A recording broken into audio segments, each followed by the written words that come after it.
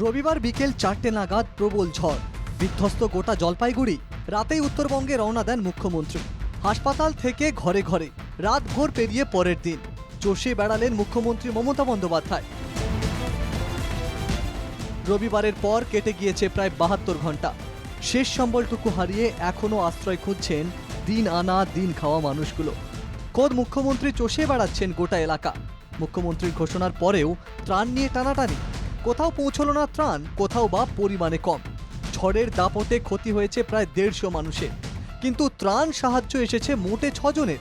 প্রতিবাদে বিডিও অফিসের কর্মীদের ঘিরে বিক্ষোভ দেখালেন জলপাইগুড়ি দক্ষিণ সুকান্তনগরের বাসিন্দারা।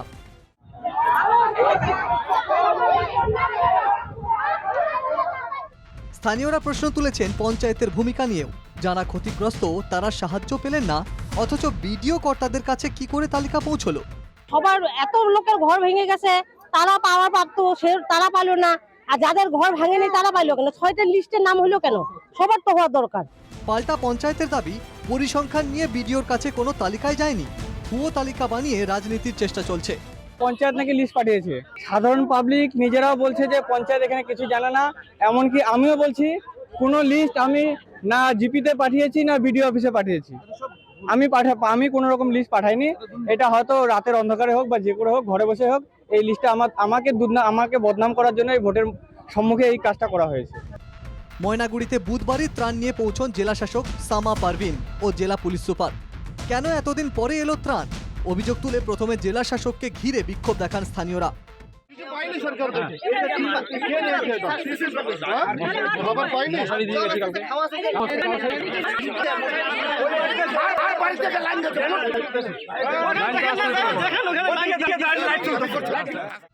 ঝড়ে ক্ষতিগ্রস্তদের জন্য ক্ষতিপূরণের ঘোষণা করেছে রাজ্য সরকার।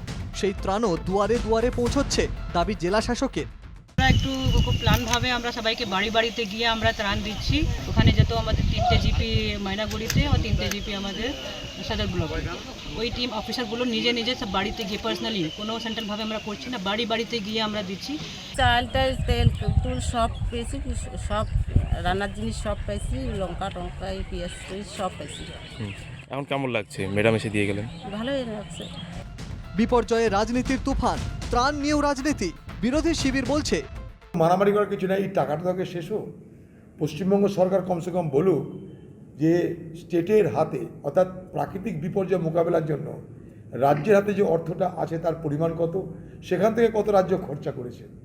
আমরা মানুষের ত্রাণ দিতে দেখতে চাই। ব্লক করে কোনো লাভ হবে না।